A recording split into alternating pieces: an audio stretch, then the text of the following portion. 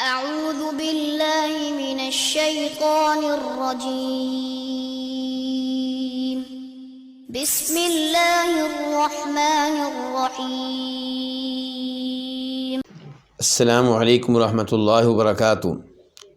ان الحمد للہ نحمده ونستعینه ونستغفره ونعوذ باللہ من شرور انفسنا ومن سیئات اعمالنا من يهده الله فلا مضل له ومن يضلل فلا هادي له واشهد ان لا اله الا الله وحده لا شريك له واشهد ان محمدا عبده ورسوله يا ايها الذين امنوا اتقوا الله حق تقاته ولا تموتن الا وانتم مسلمون يا ايها الناس اتقوا ربكم الذي خلقكم من نفس واحده وخلق منها زوجها وبث منهما رجالا كثيرا ونساء واتقوا الله الذي تساءلون به والأرحام إن الله كان عليكم رقيبا يا أيها الذين آمنوا اتقوا الله وقولوا قولا سديدا يصلح لكم أعمالكم ويغفر لكم ذنوبكم ومن يطع الله ورسوله فقد فاز فوزا عظيما أما بعد فإن خير الحديث كتاب الله وخير الهدي هدي محمد صلى الله عليه وسلم وشر الأمور محدثاتها وكل محدثة بدعة وكل بدعة ضلالة وكل ضلالة في النار۔ کتاب التوحید، جس کے مؤلف امام محمد بن عبد الوہاب رحمہ اللہ ہیں، اس کا آج دوسرا باب شروع کریں گے۔ اس سے پہلے ہم باب نمبر 1 پڑھ چکے ہیں، اور وہ ہے باب فضل التوحید وما یکفر من الذنوب، کہ توحید کی فضیلت اور توحید کا گناہوں کو مٹا ڈالنا، یا توحید کن کن گناہوں کو مٹا ڈالتی ہے، ختم کر دیتی ہے۔ اور اس سے پہلے ایک تمہیدی باب بھی ہم پڑھ چکے ہیں، اور آج دوسرا باب پڑھیں گے۔ یہ باب کیا ہے؟ باب من حقق التوحید دخل الجنت بغیر حساب، کہ جس نے توحید کا حق ادا کر دیا وہ بغیر کسی حساب کے جنت میں داخل ہوگا۔ حق کا توحید، توحید کا حق ادا کر دیا، توحید کو ہر قسم کے شرک سے پاک اور صاف رکھا، تو ایسا شخص بغیر کسی حساب کے جنت میں داخل ہوگا۔ اس باب کا گزشتہ باب کے ساتھ کیا تعلق ہے؟ گزشتہ باب میں توحید کی فضیلت بیان کی گئی تھی، اور اس باب میں توحید کے فضائل میں سے سب سے اہم فضیلت بیان کی گئی ہے۔ تو توحید کی سب سے بڑی فضیلت یہ ہے کہ اگر آپ توحید کا حق ادا کر دیں تو بغیر حساب کتاب کے جنت میں جائیں گے۔ اس سے بڑی سعادت کیا ہوگی؟ اس سے بڑا انعام کیا ہوگا؟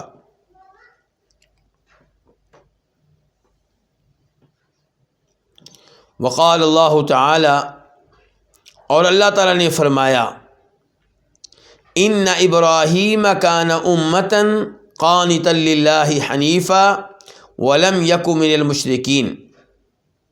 سورہ نحل آیت نمبر 120 120۔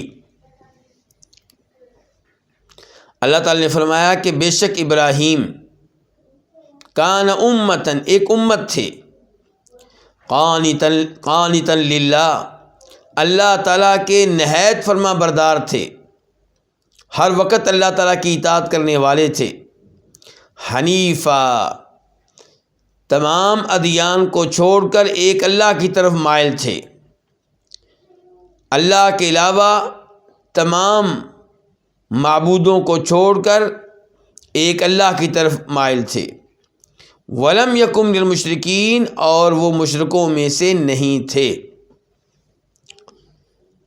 اس آیت کا باب کے ساتھ کیا تعلق ہے؟ یہ آیت بتا رہی ہے کہ ابراہیم علیہ السلام نے توحید کا حق ادا کر دیا، کسی قسم کے شرک کے قریب نہیں گئے، بلکہ پوری زندگی شرک سے روکنے میں گزری۔ تو اللہ تعالیٰ کہتے ہیں ان ابراہیم، بے شک ابراہیم کون ہے؟ ابراہیم خلیل اللہ۔ نبی کریم صلی اللہ علیہ وسلم نے فرمایا تھا کہ اگر میں لوگوں میں سے کسی کو اپنا خلیل یعنی کہ دلی دوست، گہرا دوست بناتا تو ابو بکر رضی اللہ عنہ کو بناتا، لیکن اللہ تعالیٰ نے مجھے اپنا خلیل بنا لیا ہے جیسے اللہ تعالیٰ نے ابراہیم علیہ السلام کو خلیل بنایا تھا۔ قرآن کریم کی آیت ہے وَاتَّخَذَ اللَّهُ إِبْرَاهِيمَ خَلِيلًا، کہ اللہ نے ابراہیم علیہ السلام کو خلیل بنا لیا۔ تو یہ ہے ابراہیم علیہ السلام۔ کان امتن، یہ ایک امت تھے۔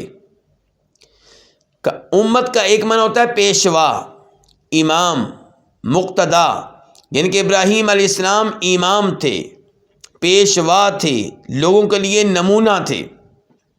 اور یہ بات بالکل صحیح ہے کہ وہ لوگوں کے پیشوا تھے، لوگوں کے لیے نمونہ تھے، اس میں کوئی شک و شبہ نہیں ہے۔ دوسرا معنی یہ ہو سکتا ہے امت کا کہ ابراہیم علیہ السلام اپنی ذات میں انجمن تھے، تنہا تھے، لیکن جو کارنامے انہوں نے سر انجام دیے، ایسے کارنامے پوری قوم سر انجام دیا کرتی ہے۔ ایک آدمی نے وہ کام کیے توحید بیان کرنے میں اور اللہ کی راہ میں قربانیاں دینے میں، وہ کام کیے جو قومیں مل کر کیا کرتی ہیں۔ تو ابراہیم علیہ السلام تھے تنہا لیکن ایک امت تھے۔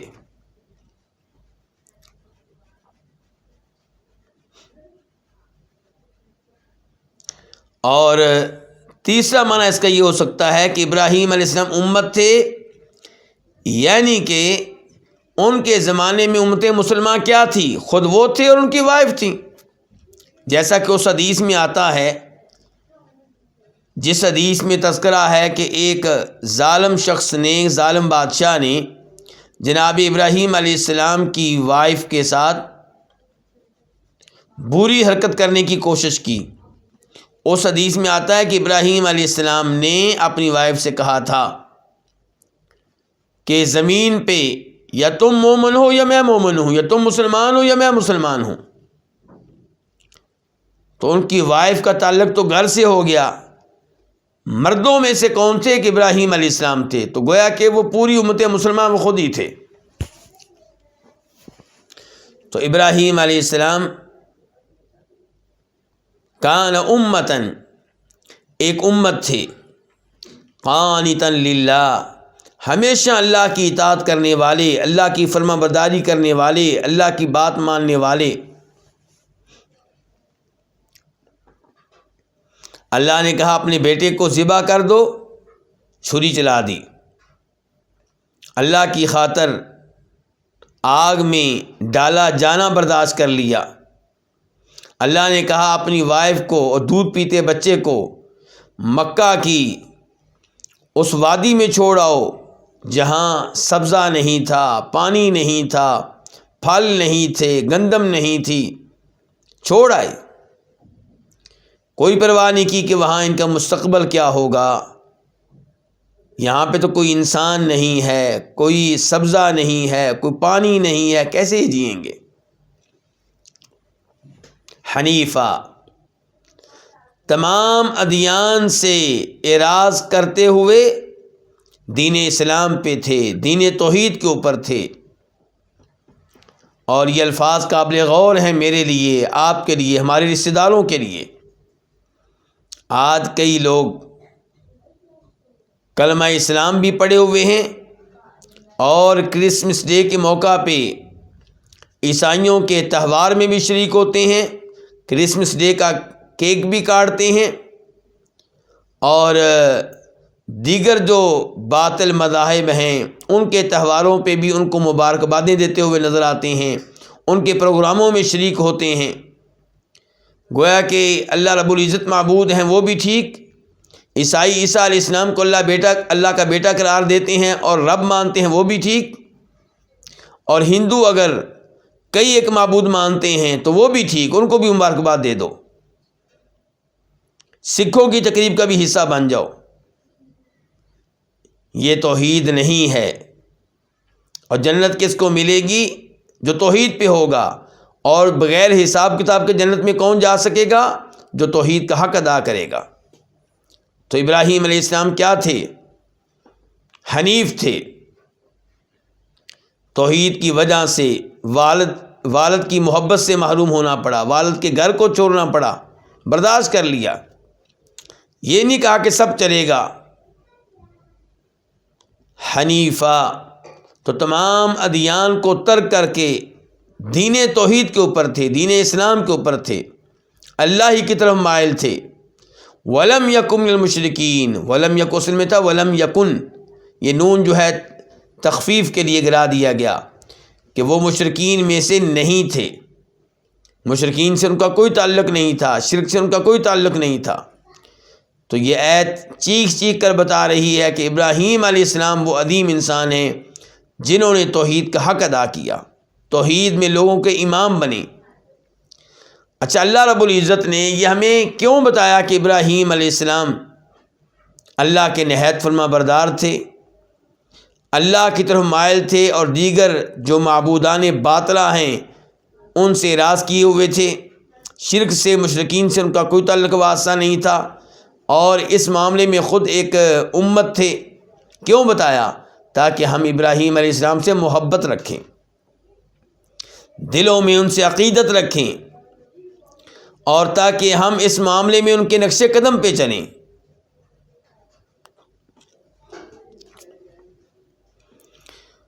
اس کے بعد امام محمد بن عبد الوہاب رحمہ اللہ کہتے ہیں وقال والذین هم بربهم لا یشرکون۔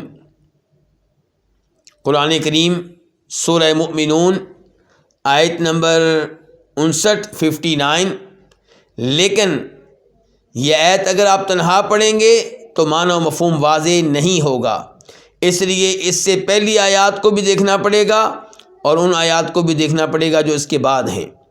تو آغاز کرنا پڑے گا آیت نمبر 57 سے 57 سے، اور اختتام ہوگا آیت نمبر 61 پہ 61 پہ۔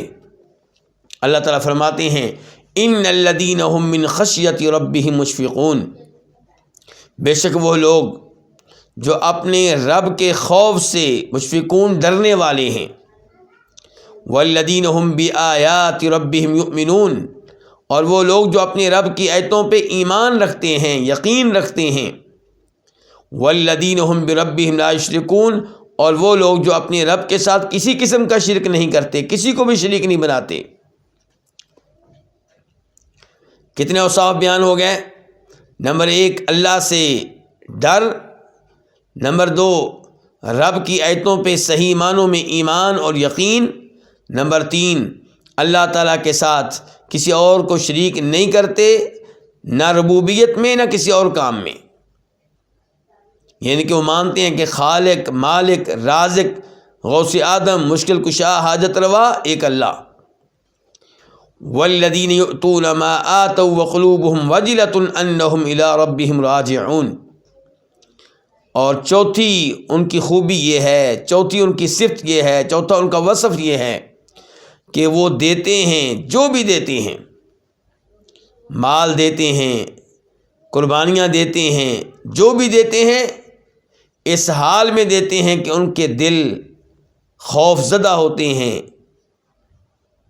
ڈر ہوتا ہے انہیں اس بات کا کہ ہم نے اللہ کی عدالت میں پیش ہونا ہے، اللہ کے سامنے حاضر ہونا ہے، کیا بنے گا معلوم نہیں، وہ شہنشاہ ہماری یہ نیکیاں قبول کرے یا ریجیکٹ کر دے۔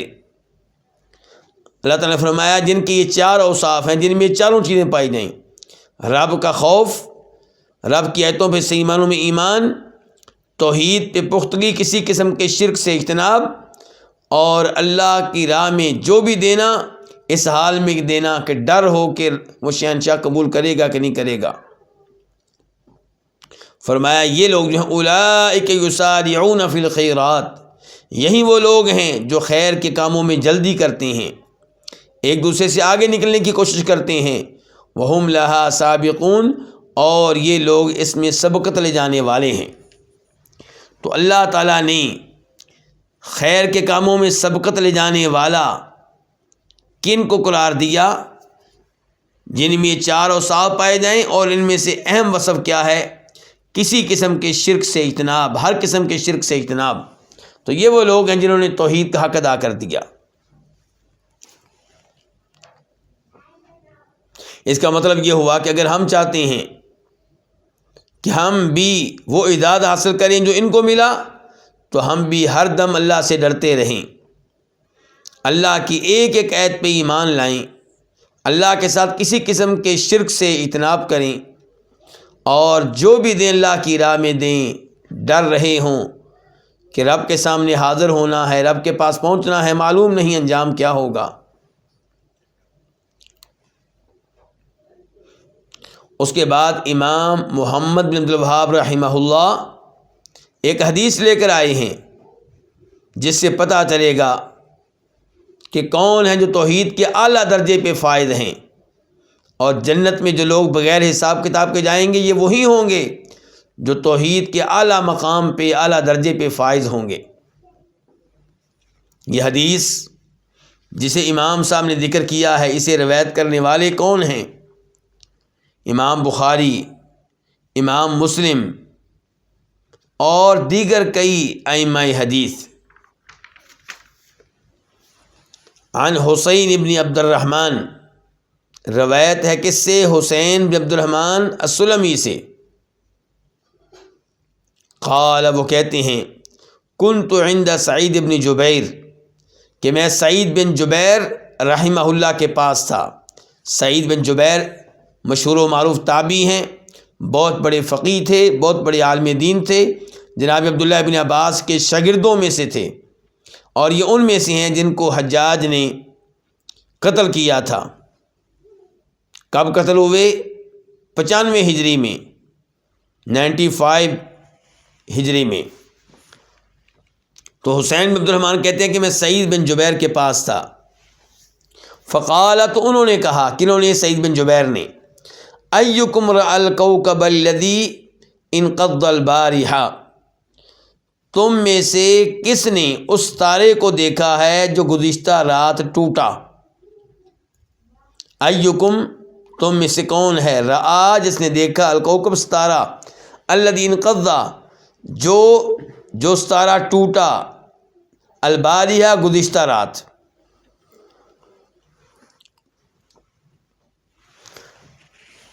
اگر گزشتہ رات کا تذکرہ آپ زوال شمس کے بعد کریں، زور کی اذان کے بعد کریں، تو آپ کہیں گے البارحہ، اور اگر آپ زوال سے پہلے گزشتہ رات کا تذکرہ کریں تو آپ کہیں گے اللیلہ۔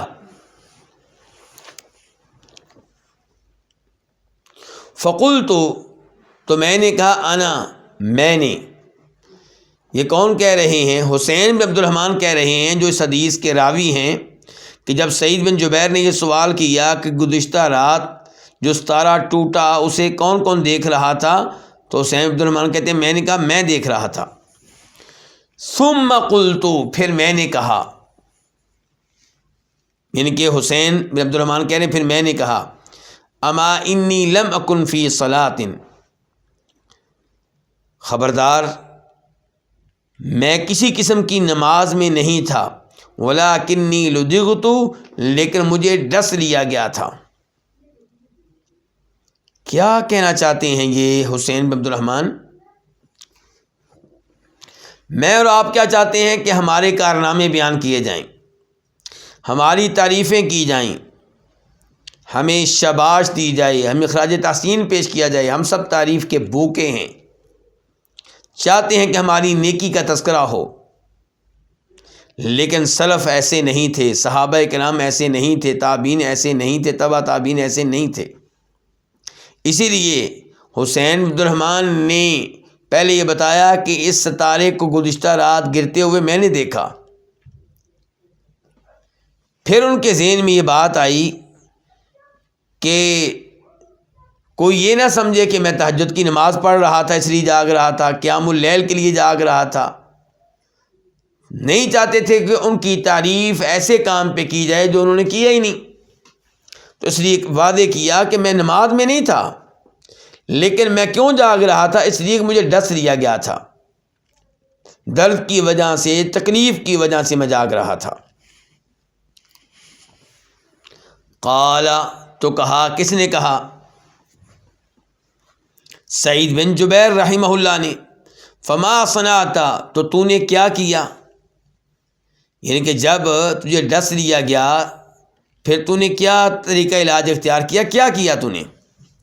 قلت، میں نے کہا، یہ کون کہہ رہے ہیں؟ حسین بن عبد الرحمن، ارتقیت، میں نے دم کیا۔ اور مسلم شریف کی ایک روایت میں استرقیت، میں نے دم کرنے کا مطالبہ کیا، یعنی کہ میں نے گھر والوں سے کہا کہ مجھے دم کرو۔ قال، تو کہا، کس نے؟ سعید بن جبیر نے، فما حملک علی ذالک، تجھے کس چیز نے اس پہ آمادہ کیا؟ کیوں تو نے یہ کام کیا؟ کیا دلیل تھی تمہارے پاس؟ اسے پتہ چلا کہ سلف صالحین آپس میں ایک دوسرے سے پوچھا کرتے تھے، کام آپ نے کیا کیوں؟ دلیل کیا تھی؟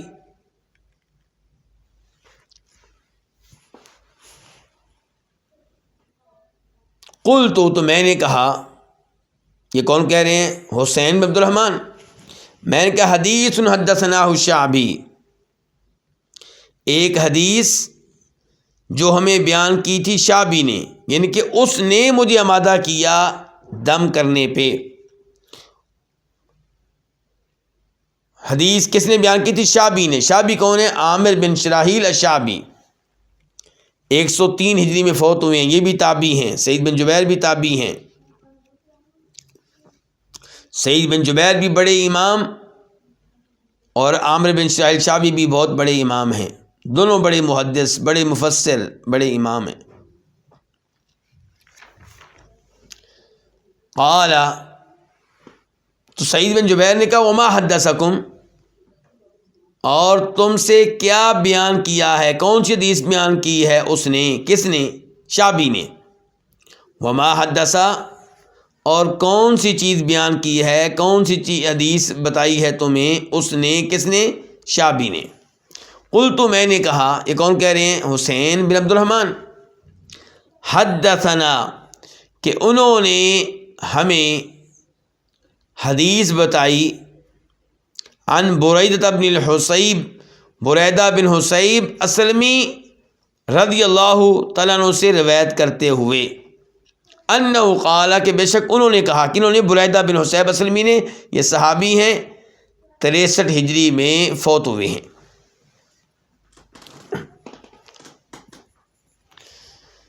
یہ تھا انداز صحابہ کرام، تابعین، تبع تابعین میں حدیث بیان کرنے کا۔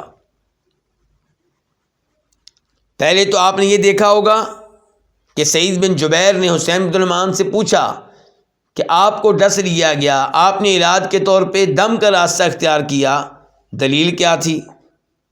انہوں نے کہا وہ حدیث جو شعبی نے ہمیں بتائی تھی۔ انہوں نے پوچھا، کہا کون سی حدیث جو شعبی نے بتائی تھی؟ تو کہہ رہے ہیں شعبی نے حدیث ہمیں بتائی، کس سے لے کر؟ بریدہ بن حصیب اسلمی سے لے کر۔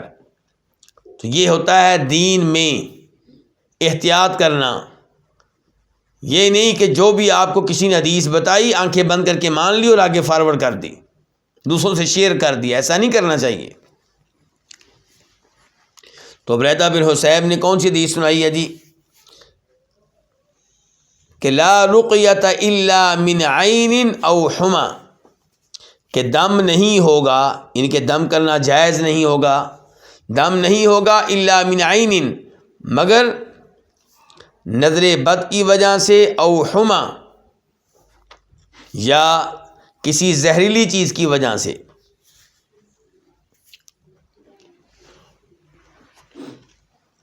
یعنی کہ نظر لگ جائے تب دم کا راستہ اختیار کرنا چاہیے، کسی کو کوئی زہریلی چیز کاٹ لے، ڈس لے، تو تب بھی دم کا طریقہ علاج اختیار کرنا چاہیے۔ فقال، تو کہا کس نے؟ سعید بن جبیر نے، قد احسن من انتہى الى ما سمع، اس نے اچھا کیا، من انتہا، جو پہنچ گیا، جس نے لے لیا، جس نے عمل کیا اس چیز پہ جو اس نے سنی۔ کیا کہنا چاہتے ہیں سعید بن جبیر؟ سعید بن جبیر کہنا چاہتے ہیں کہ آپ لوگوں تک یہ حدیث پہنچی تو آپ لوگوں نے اس کے اوپر عمل کر لیا، اچھا کیا آپ لوگوں نے، کیونکہ آپ لوگوں کے پاس حدیث تھی۔ تو قد احسنا، تحقیق اچھا کیا اس نے، جس نے لیا، جس نے عمل کیا اس چیز پہ جسے اس نے سنا۔ اس کا مطلب یہ ہے کہ وہ آدمی غلط ہے جو بغیر کسی دلیل کے، جہالت کی بنیاد پہ کوئی عمل کرے، اور وہ بھی غلط ہے جو اپنے علم پہ عمل نہیں کرتا۔ اچھا کون ہے؟ جو ان احادیث پہ عمل کرے جو اس کے پاس موجود ہیں، جن کو وہ جانتا ہے۔ وَلَكِنْ حَدَّثْنَا ابن عباس عن النبی صلی اللہ علیہ وسلم انہ قال، لیکن ہمیں عبداللہ ابن عباس نے بتایا نبی علیہ السلام سے روایت کرتے ہوئے کہ آپ نے ارشاد فرمایا۔ یہ کیا ہو رہا ہے جی؟ سعید بن جبیر ایک طرف سے حسین بن عبد الرحمن کو شاباش دے رہے ہیں، حوصلہ افزائی کر رہے ہیں کہ آپ کے پاس جو حدیث تھی آپ نے اس پہ عمل کیا تو اچھا کیا، لیکن ساتھ ہی بتا رہے ہیں کہ اس سے بہتر بھی ایک طریقہ تھا۔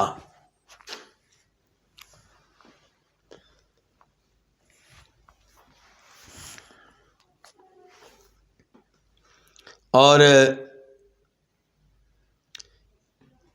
وہ بہتر طریقہ کیا ہے؟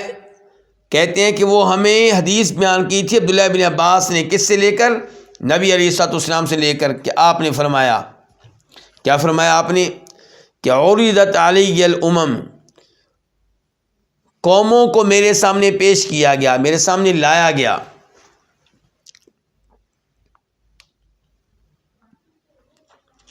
اس سے کیا مراد ہے؟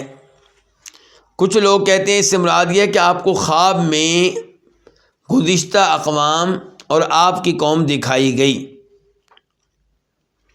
اور کچھ کہتے ہیں اس سے مراد یہ ہے کہ اسراء و معراج کے موقع پہ آپ کو یہ سب کچھ دکھایا گیا۔ اور ترمذی شریف کے الفاظ یہ ہیں، سن لیجیے گا، کہ لما اسری بالنبی صلی اللہ علیہ وسلم جعل یمر بالنبی والنبیین، جب آپ کو اسراء کروایا گیا تو آپ گزرنے لگے ایک نبی کے پاس سے دوسرے نبی کے پاس سے، ایک نبی کے پاس سے دو نبیوں کے پاس سے۔ تو یہاں سے پتہ چلا کہ یہ واقعہ اسراء کا واقعہ ہے، اور روایت کہاں کی ہے؟ ترمذی کی، اور اس کا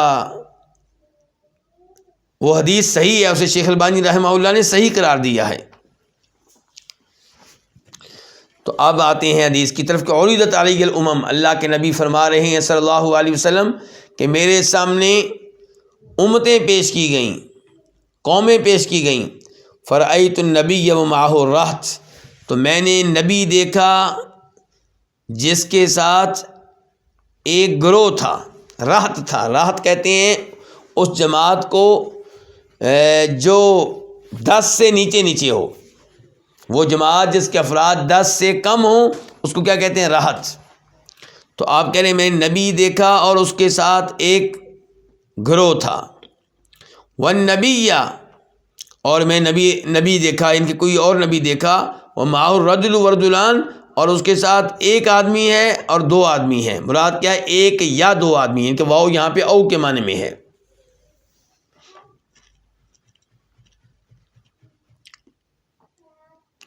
والنبی ولیس معہ احد، اور میں نے کوئی نبی دیکھا جس کے ساتھ کوئی بھی نہیں تھا، یعنی کہ میں نے کوئی نبی اس حال میں دیکھا کہ اس کے ساتھ کوئی بھی نہیں تھا۔ غور کیجئے ان الفاظ پہ، کوئی نبی ایسا ہے جن کے ساتھ ہیں امتی، کتنے؟ لیکن 10 سے کم، اور کوئی نبی ایسا ہے جس کے ساتھ ایک امتی یا دو امتی ہیں، اور کوئی نبی ایسا بھی ہے جس کے ساتھ کوئی بھی امتی نہیں ہے، کسی نے بھی اس کا کلمہ نہیں پڑھا۔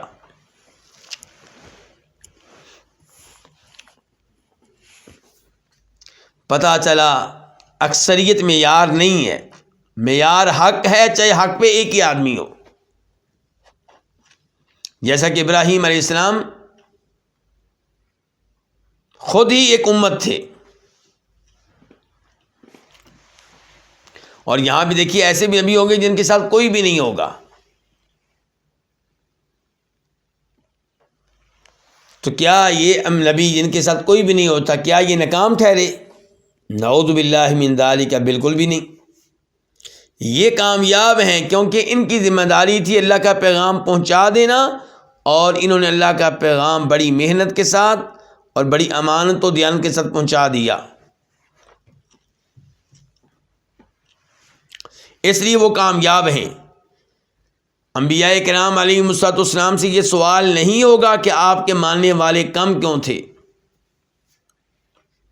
تو اس لیے بات اکثریت کی نہیں ہوتی، بات حق کی ہوتی ہے۔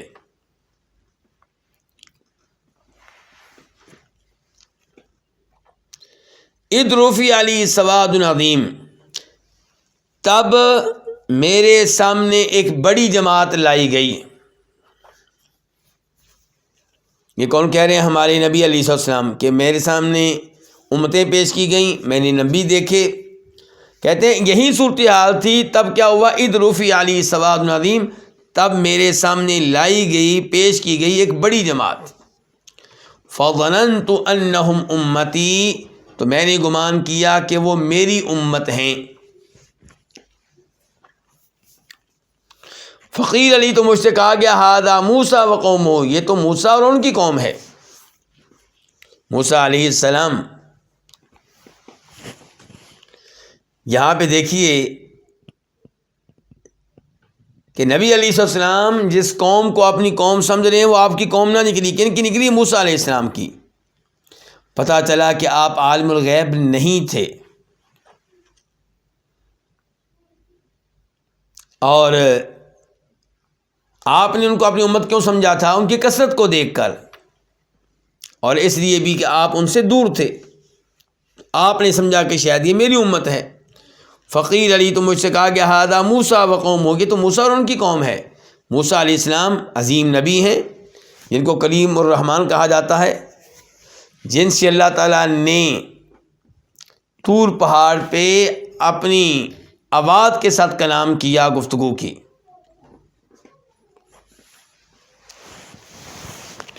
فنظرت فإذا سواد عظیم، تو میں نے دیکھا تو اچانک ایک بڑی جماعت ہے، یعنی کہ جب میں موسیٰ علیہ السلام ان کی قوم کو دیکھ کر فارغ ہوا تو میں نے پھر دیکھا ایک اور بڑی جماعت۔ فقیل علی، تو مجھ سے کہا گیا ھذی امتک، یہ آپ کی امت ہے۔ ومعہم 70,000 يدخلون الجنۃ بغیر حساب ولا عذاب، اور ان کے ساتھ 70,000 لوگ ہیں جو جنت میں بغیر کسی حساب اور بغیر کسی عذاب کے جائیں گے۔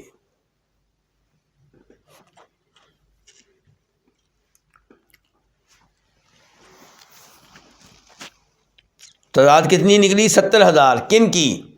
جو جنت میں بغیر کسی حساب کے، بغیر کسی عذاب کے جائیں گے۔ کیا 70,000 تعداد بہت زیادہ ہے؟ نہیں، بہت زیادہ تو نہیں ہے، لیکن اس کے ساتھ ساتھ یہ بتا دیا جائے کہ یہ وہ تعداد ہے جو شاید آپ کو پہلے بتائی گئی، ورنہ آپ نے بعد میں اس سے کہیں زیادہ تعداد بتائی ہے۔ اس کا مطلب یہ ہے کہ شاید بعد میں اضافہ ہو گیا، یا بعد میں آپ کو بتا دیا گیا، مزید تعداد بتا دی گئی۔ مثال کے طور پہ ہمارے پاس ایک حدیث ہے، ابو امامہ الباہلی جسے روایت کرتے ہیں، اور اسے روایت کرنے والوں میں امام ابن ماجہ ہیں، اور نمبر ہے 4286 4286۔ امام ترمذی ہے، نمبر ہے 2437 2437، اور مسند احمد میں بھی یہ حدیث آئی ہے، نمبر ہے 22,303 یعنی کہ 22303، اور اسے شیخ البانی رحمہ اللہ نے صحیح قرار دیا ہے۔ تو یہ کیا حدیث ہے آئیے دیکھتے ہیں۔ میں اس وقت میرے پاس سنن ابن ماجہ ہے، وہاں پہ دیکھتے ہیں نمبر کیا بتایا تھا، 4286۔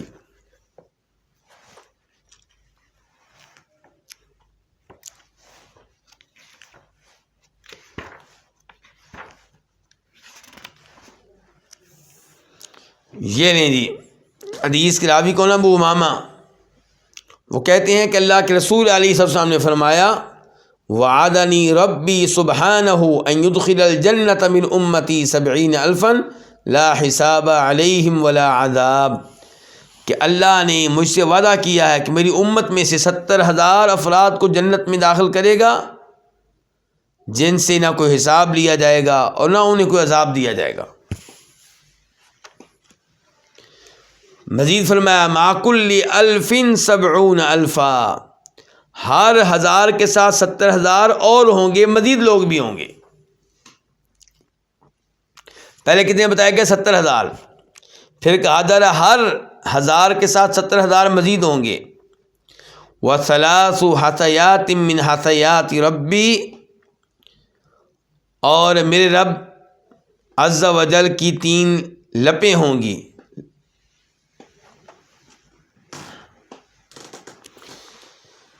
کیا مطلب ہے جی؟ ہر 1000 کے ساتھ 70,000 ہوئے، یعنی 70,000 کے علاوہ 49 لاکھ مزید ہوں گے جو بغیر حساب کتاب کی جنت میں جائیں گے۔ حسیات کس کو کہتے ہیں؟ لپ، یعنی دونوں ہاتھ بھر کر لی جانے والی مقدار۔ تو اندازہ کریں کہ کتنے لوگ ہوں گے جو بغیر حساب کتاب کی جنت میں جائیں گے۔ 70,000 بتایا گیا، پھر کہا گیا ہر 1000 کے ساتھ مزید 70,000، کتنے ہو گئے؟ 49 لاکھ۔ اور مزید یہ بھی ہے کہ اور اللہ رب العزت کی 3 لپیں بھی ہوں گی، لپ بھر کے اللہ تعالیٰ نکالیں گے۔ اب اللہ کی لپوں میں معلوم نہیں کتنی دنیا آ جائے گی۔ تو اس حدیث سے پتہ چلا کہ وہ لوگ جو بغیر حساب کتاب کی جنت جائیں گے صرف 70,000 نہیں ہوں گے، 49 لاکھ سے زیادہ ہی ہیں۔ اللہ تعالیٰ مجھے اور آپ کو ان میں سے بنائے۔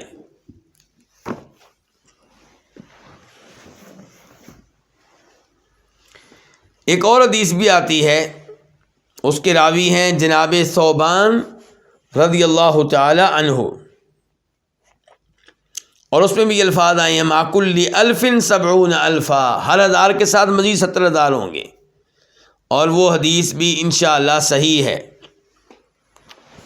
وہ کہاں یہ مسند احمد میں، نمبر کیا؟ 22,418، 22418۔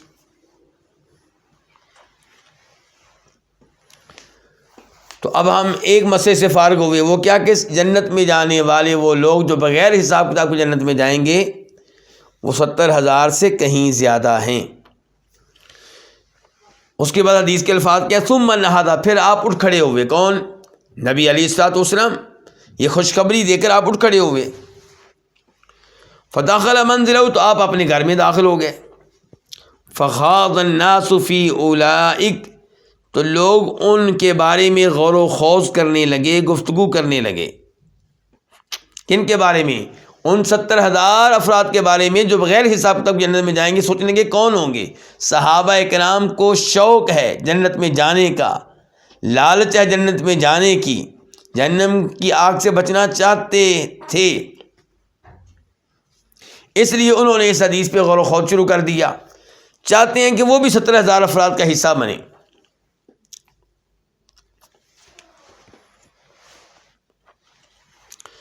اور یہ جو الفاظ آئے ہیں کہ 70,000 جنت میں بغیر حساب کتاب کے جائیں گے، ان الفاظ کے ساتھ ساتھ مسلم شریف میں مزید الفاظ بھی آئے ہیں۔ مسلم شریف میں نمبر ہے 216، 216، اور راوی ہیں وہاں پہ جناب ابو ہریرہ رضی اللہ تعالی عنہ۔ اس کے الفاظ یہ ہیں کہ تضیء وجوہہم اضاءۃ القمر لیلۃ البدر، کہ یہ 70,000 لوگ ان کے چہرے ایسے چمک رہے ہوں گے جیسے چاند چمکتا ہے 14ویں رات میں۔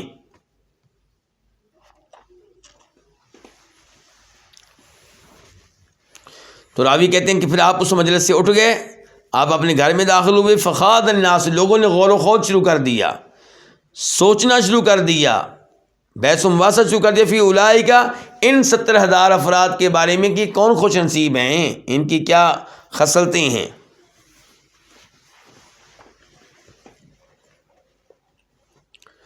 فقال بعضهم، ان میں سے کسی نے کہا، کن میں سے؟ لوگوں میں سے کسی نے، فَلَعَلَّهُمُ الَّذِينَ صَحِبُوا رسول اللہ صلی اللہ علیہ وسلم، شاید یہ وہ لوگ ہوں گے جو اسلام میں پیدا ہوئے، معذرت کے ساتھ پہلے نمبر پہ فَلَعَلَّهُمُ الَّذِينَ صَحِبُوا رسول اللہ، شاید یہ وہ لوگ ہیں جو اللہ کے رسول علیہ السلام کے صحابی بنے، آپ کی صحبت میں رہے، آپ کے ساتھی بنے، ان کے ایمان لائے اور آپ کی معیت میں رہے، آپ کی امامت میں نمازیں پڑھتے رہے، آپ کے ساتھ مل کے جہاد وغیرہ کرتے رہے۔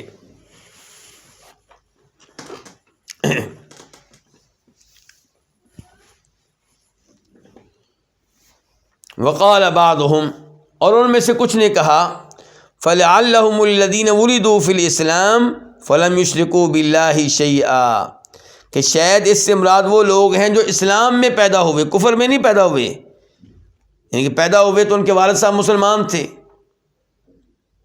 تو اب والد صاحب تو پہلے غلطیاں کرتے رہے ہیں، پہلے شرک کرتے رہے ہیں، تو اس لیے وہ مراد نہیں ہو سکتے۔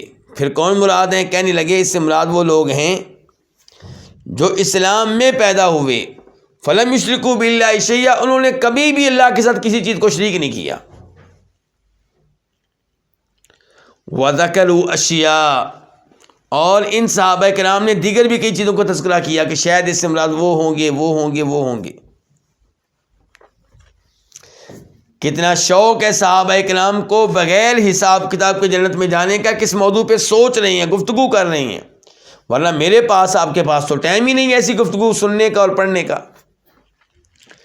ہمارے پاس وقت ہے اس سے ہٹ کر دیگر امور سر انجام دینے کا، سیاست کے بارے میں گفتگو کریں گے، بڑی لمبی چوڑی گفتگو کریں گے، لیکن ان موضوعات پہ نہیں سوچیں گے جن پہ صحابہ کرام غور و خوض کر رہے ہیں۔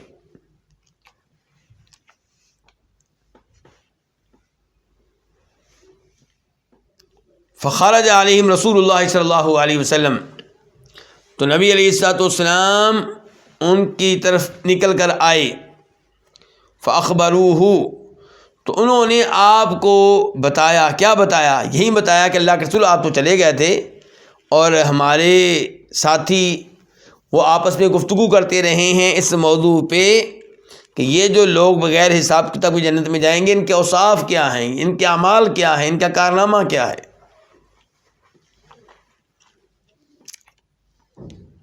تو اللہ کے رسول نے کیا فرمایا صلی اللہ علیہ وسلم؟ آپ نے کہا ہم الذین لا یسترقون ولا یکتوون ولا یتطیرون وعلی ربہم یتوکلون،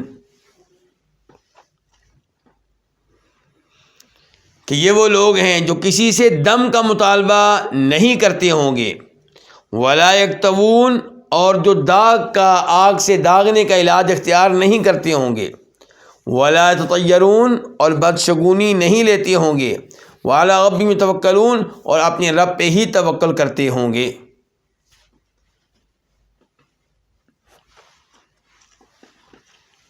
یہاں پہ رک جائیے، یہ آپ نے اوصاف بتائے ہیں ان خوش نصیبوں کے جو بغیر حساب کتاب کی جنت میں جائیں گے۔ تو پہلے نمبر پہ کیا بتایا کہ وہ دم کا مطالبہ نہیں کرتے ہوں گے، دوسرے نمبر پہ مسئلہ بن جائے تو آگ سے داغ کر اپنا علاج نہیں کرتے ہوں گے، اور نہ ہی بدشگونی لیتے ہوں گے، اپنے رب پہ ہی توکل کرتے ہوں گے۔ یہ بدشگونی کیا چیز ہوتی ہے جی؟ ولا یتطیرون، یہ الفاظ پہ غور کریں، یہ الفاظ ان کا تعلق کس سے ہے؟ پرندوں سے۔ تو کیا مطلب ہے پھر اس کا ولا یتطیرون، بدشگونی نہیں لیتے ہوں گے؟ کیونکہ عربوں کی عادت تھی جب کوئی کام کرنے لگتے تو گھر سے نکلتے اور دیکھتے کہ اگر راستے میں پرندہ آ گیا ہے یا اس قسم کی کوئی نشانی مقرر کی ہوتی تھی پرندوں کی، وہ کچھ ہو گیا تو پھر بدشگونی لیتے، کہتے آج یہ اس کام کے لیے نہیں جائیں گے، کیونکہ جب گھر سے باہر نکلا تو سامنے یہ پرندہ آ گیا تھا، تو سوچتے کہ اگر ہم نے یہ خیر والا کام کیا تو کامیاب نہیں ہوں گے، خسارہ ہوگا، گھاٹا پڑ جائے گا، تو یہ ہوتا ہے بدشگونی لیتا۔ تو شروع میں وہ پرندوں سے بدشگونی لیتے ہوں گے، بعد میں یہ کام عام ہو گیا، کسی دن سے بدشگونی اور نحوست لینا کہ میرے لیے فلاں دن منحوس ہے،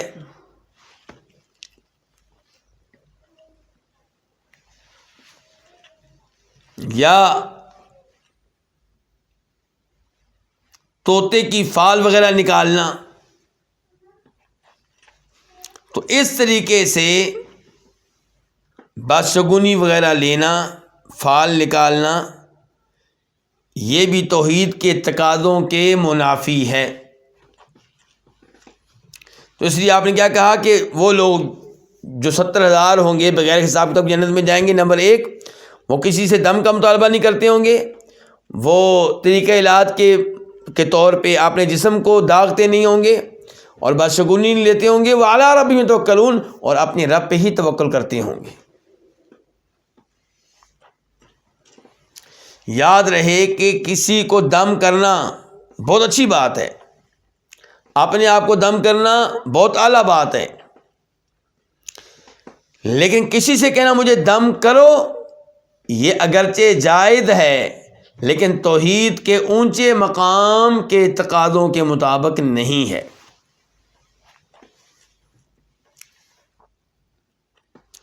اور مسلم شریف کی کچھ روایات میں یہاں پہ لفظ آیا ہے لا یرقون، کہ جنت میں جو لوگ بغیر حساب کتاب کے جائیں گے ان کی پہلی خوبی کیا کہ وہ دم نہیں کرتے ہوں گے۔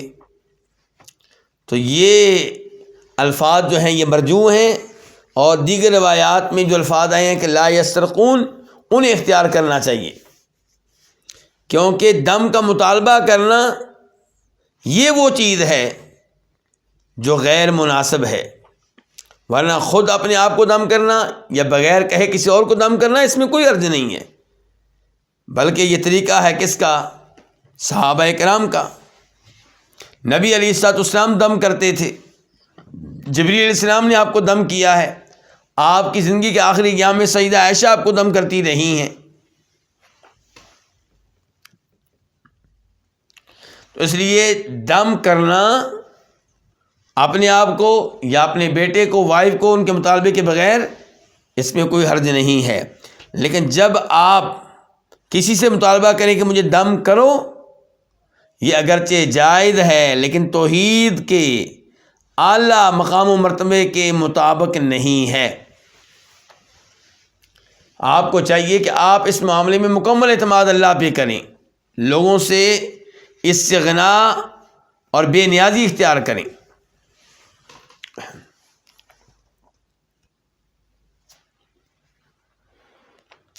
تو ہم الذین لا یسترقون، یہ وہ لوگ ہوں گے جو کسی سے دم کا مطالبہ نہیں کرتے ہوں گے۔ جو سین آئی ہے نا لا یسترقون کی سین، اس کا مطلب ہوتا ہے مطالبہ کرنا، تو وہ کسی سے دم کرنے کا مطالبہ نہیں کرتے ہوں گے۔ ولا یکتوون، اور وہ بیمار ہو جائیں تو علاج کے طور پہ وہ اپنے جسم کو داغتے نہیں ہوں گے۔ داغنے کے بارے میں آپ کیا کہتے ہیں؟ دم کرنے کا تو مسئلہ حل ہو گیا، سمجھ لگ گئی کہ اپنے آپ کو دم کرنا چاہیے، کسی اور کو بھی آپ دم کریں، اچھی بات ہے۔ نبی علیہ السلام کو جبریل السلام نے دم کیا، سیدہ عائشہ نے یہ کام کیا، صحابہ کرام دم کرتے تھے، لیکن کسی سے دم کا مطالبہ کرنا کہ مجھے دم کر دو، یہ غیر مناسب ہے۔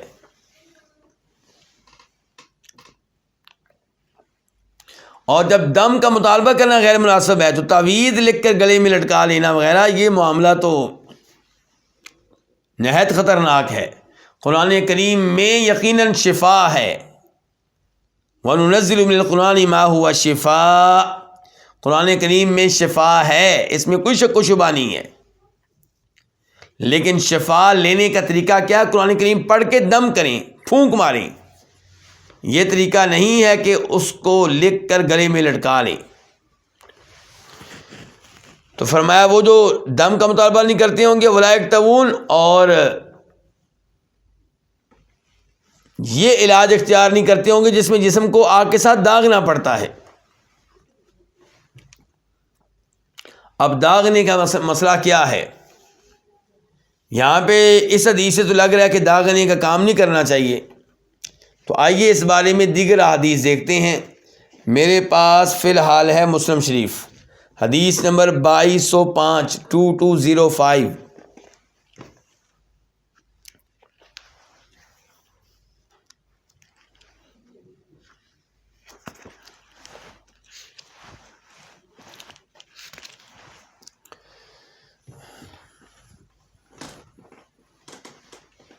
تو دیکھیے راوی ہیں یہاں پہ جناب جابر بن عبداللہ رضی اللہ تعالی عنہما، کہتے ہیں کہ فرمایا نبی علیہ السلام نے، اور میں نے یہ چیز آپ سے سنی، ان کان فی شیء من ادویتکم خیر ففی شرطتی محجم محجم او شربت من عسل او لذعت بنار،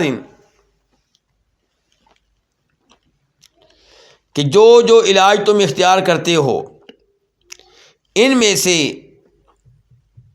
اگر کسی چیز میں خیر ہے، شفا ہے، تو وہ کس میں ہے؟ سنگی لگانے میں ہے، یا شہد کا ایک گھونٹ پی لینے میں ہے، شہد ایک بار پی لینے میں شفا ہے، او لذعت بنار، یا آگ سے جلانے داغ لگانے میں شفا ہے۔ فرمایا وما احب ان اکتوی، اور مجھے یہ پسند نہیں ہے کیا کہ میں یہ آگ کے ذریعے داغنے کا علاج اختیار کروں، مجھے یہ پسند نہیں ہے۔ تو آپ نے پہلے تو بتایا کہ شفا کی امید 3 طرح کے علاجوں میں ہے، سنگی لگانے میں، شہد پینے میں، اور آگ کے ساتھ داغنے میں، لیکن پھر کہا وما احب الاکتوی، میں نہیں چاہتا کہ میں داغنے کا علاج اختیار کروں۔ تو اس سے کیا پتہ چلا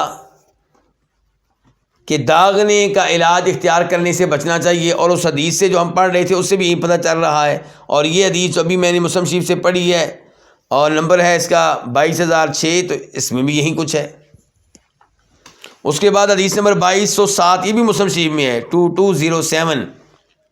جابر کہتے ہیں رضی اللہ تعالی عنہما کہ بعث رسول اللہ صلی اللہ علیہ وسلم الی ابی بن کعب طبیبا، کہ نبی علیہ الصلوۃ والسلام نے ابی بن کعب کی طرف ایک طبیب بھیجا، ایک علاج کرنے والا بھیجا، فقطع منہ عرقا، تو اس نے ان کی زخمی رگ جو تھی وہ کاٹ دی، ثم کواہ علیہ، پھر اس پہ داغ لگا دیا۔ داغ کیوں لگایا؟ تاکہ خون رک جائے۔ تو یہاں پہ دیکھیے خود نبی علیہ الصلوۃ والسلام نے ایک طبیب بھیجا ہے، کس کی طرف؟ ابی بن کعب کی طرف، اور اس نے ان کی رگ جو تھی جو خراب ہو چکی تھی اس کو کاٹ دیا، اور پھر اس پہ کیا لگا دیا؟ داغ لگا دیا تاکہ خون رک جائے۔ تو اس کا مطلب یہ ہے کہ داغ لگانا حرام نہیں ہے، اللہ کے رسول نے خود یہ کام کیا ہے، ان کی طبیب کو بھیجا ہے آپ نے اس کام کے لیے، رہنمائی کی ہے۔ ایک اور حدیث سن لیں، یہ بھی مسلم شریف کی ہے 2208 2208۔ جابر کہتے ہیں کہ رومی سعد بن معاذ فی اکحلہ، کہ سعد بن معاذ کے بازو کی بڑی رگ میں تیر لگا،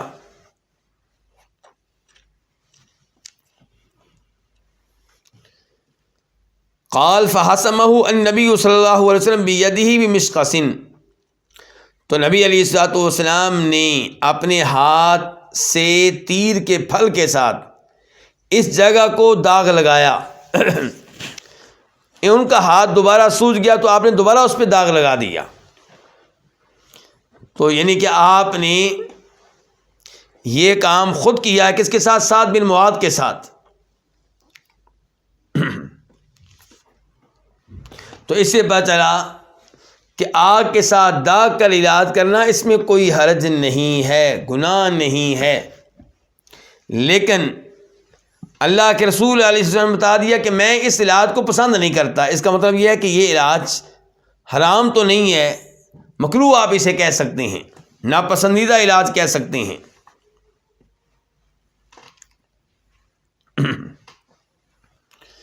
تو اللہ کے رسول علیہ السلام نے کیا فرمایا کہ یہ 70,000 لوگ لا یسترقون، یہ دم کرنے کا مطالبہ نہیں کرتے ہوں گے، ولا یکتوون، اور نہ ہی داغ کر علاج کرنا اسے اختیار کرتے ہوں گے، ولا یتطیرون، اور بدشگونی بھی نہیں لیتے ہوں گے، وعلی ربہم یتوکلون، اپنے رب پہ ہی توکل اور بھروسہ کرتے ہوں گے۔ تو یہ 4 اوصاف ہیں ان لوگوں کے جو جنت میں جائیں گے اور بغیر حساب کتاب کے جائیں گے۔ حدیث کے آخر میں کیا ہے؟ فقام عکاشہ بن محصن، تو عکاشہ بن محصن یہ صحابی ہیں، یہ کھڑے ہو گئے، یہ مہاجر صحابی ہیں، بدر کی لڑائی میں شریک ہوئے ہیں، اور جب خالد بن ولید مرتدین کے خلاف جہاد کر رہے تھے، لڑ رہے تھے، تو اس میں یہ بھی شہید ہوئے۔ کون؟ عکاشہ بن محصن۔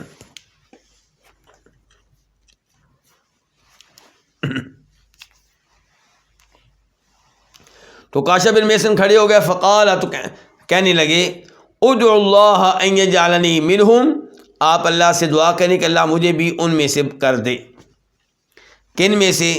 ان 70,000 لوگوں میں سے جو بغیر حساب کتاب کے جنت میں جائیں گے۔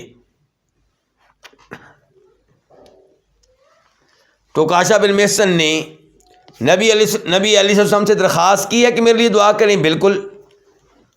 تو پتہ چلا جس کو آپ اپنے سے بہتر سمجھتے ہیں اس سے کہنا کہ میرے لیے دعا کرو، یہ بہت اچھی بات ہے، یہ صحابہ کرام کا طریقہ ہے، یہ نبی علیہ السلام کی حدیث سے ثابت ہے۔ آپ اپنے والد صاحب جو حیات ہیں ان سے اپنے لیے دعا کرائیں، اپنی والدہ سے اپنے لیے دعا کرائیں، لیکن جو فوت ہو جائے اس کی قبر پہ کھڑے ہو کے اسے پکارنا، اس سے دعا کرنا، یہ غلط ہے، یہ شرک ہو جائے گا۔ اگر آپ قبر والے سے کہتے ہیں اللہ سے لے کر دو، پھر بھی آپ پکار رہے ہیں، دعا تو آپ کر رہے ہیں، آوازیں تو آپ دے رہے ہیں۔ اور اگر آپ کہتے ہیں کہ اسی کو بابا جی کو پکاریں تو یہ خود دیتا ہے، پھر بھی نہایت خطرناک عقیدہ ہے۔ تو عکاشہ بن محصن بتا چکا ہوں کہ یہ بدری صحابی ہیں، تو جو اللہ کے رسول نے کیا کہا؟ انت منہم، تو انہی میں سے ہے۔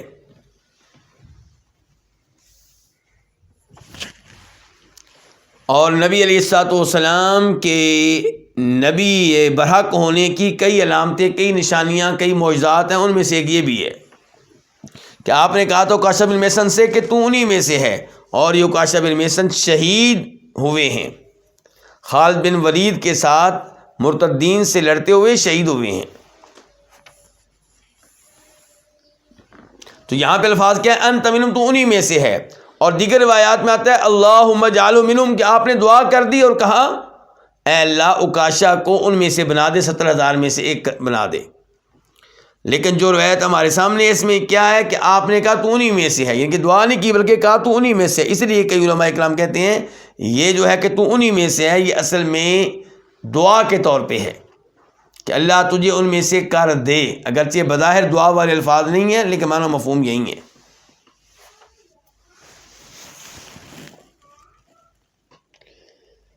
ثم قام رجل آخر، پھر ایک اور آدمی کھڑا ہوا، فقالت، اس نے کہا، اچھا یہ آدمی کون ہے؟ یہ انصاری ہیں۔ تو انہوں نے کیا کہا؟ ادعو اللہ ان یجعلنی منہم، اللہ سے دعا کریں کہ اللہ مجھے بھی ان میں سے کر دے۔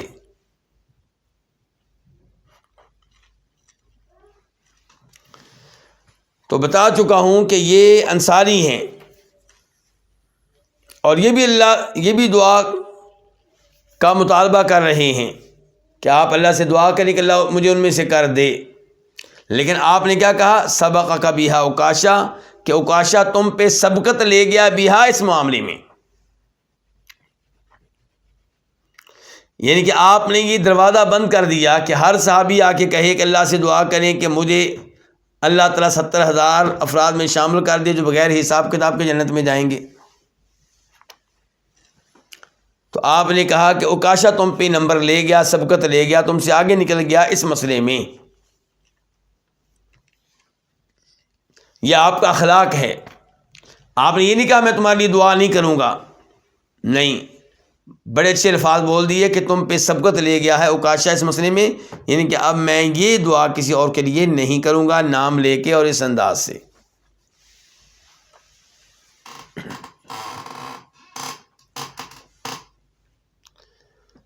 تو اگر زندہ آدمی سے کہتے ہیں آپ میرے لیے دعا کریں، تو یہ کیا ہوا؟ یہ اس کی دعا کا وسیلہ اور واسطہ ہوا، اس کی ذات کا نہیں۔ تو صحابہ کرام رضوان اللہ علیہم اجمعین آپ کی حیات میں آپ سے آ کر دعا کی درخواست کرتے تھے، تو یہ مطالبہ تھا کہ آپ ہمارے لیے دعا کر دیں کہ آپ ہم سے بہتر ہیں، آپ ہم سے افضل ہیں۔ یہ مفہوم ہے ان کے عقیدے کا۔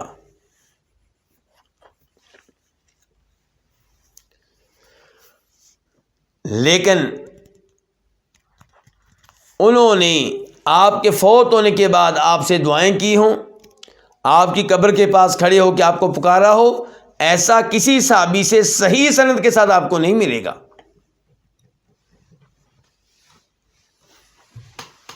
اس لیے آپ نے عقائد کی حفاظت کرنی چاہیے۔ البتہ وسیلہ بنانا جائز ہے، کس کو؟ اپنے نیک اعمال کو۔ جیسے غار میں وہ جو 3 پھنس گئے تھے، انہوں نے اللہ تعالیٰ کو اپنے نیک اعمال کا واسطہ دیا تھا۔ اور ایسے ہی آپ واسطے کے طور پہ دعا میں اللہ کے نام پیش کر سکتے ہیں، اللہ کی صفات۔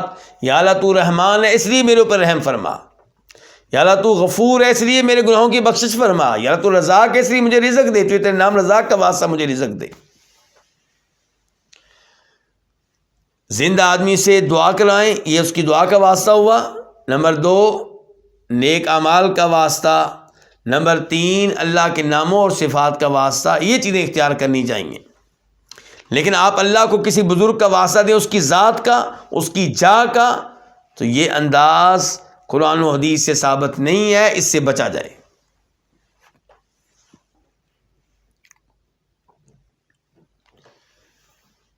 اس کے ساتھ ہی یہ حدیث اپنے اختتام کو پہنچی۔ تو آج ہم نے 2 آیتیں پڑھی ہیں اور 1 حدیث پڑھی ہے۔ تو کیا پتہ چلا ہے اس حدیث سے؟ اسے پتہ چلا ہے کہ انسان اپنے آپ کو شرک سے بچا کر رکھے اور توحید کا حق ادا کر دے، حتیٰ کہ کسی سے یہ مطالبہ نہ کرے کہ مجھے دم کرو، بادشگونی نہ لے، رب پہ توکل رکھے، تو پھر ان 70,000 افراد میں شامل ہونے کی امید کی جا سکتی ہے۔ اور بتا چکا ہوں کہ تعداد ویسے کافی زیادہ ہے، صرف 70,000 نہیں ہیں۔ تو اس لیے اللہ کے فضل و کرم سے اگر ہم بھی احتیاط کریں، توحید کے معاملے میں سست نہ پڑیں، نرم نہ پڑیں، اخلاق کے ساتھ، پیار کے ساتھ توحید کی دعوت صحیح معنوں میں دیں، اور دیگر ادیان کو باطل اور غلط سمجھیں، تو انشاءاللہ نبی علیہ الصلوۃ والسلام کہ وہ امتی جو بغیر حساب کتاب کی جنت میں جائیں گے، ان میں میں اور آپ بھی شامل ہو سکتے ہیں۔ تو یہ حدیث پڑھنے کا مقصد یہ ہے کہ ہم بھی ان کی طرح بننے کی کوشش کریں۔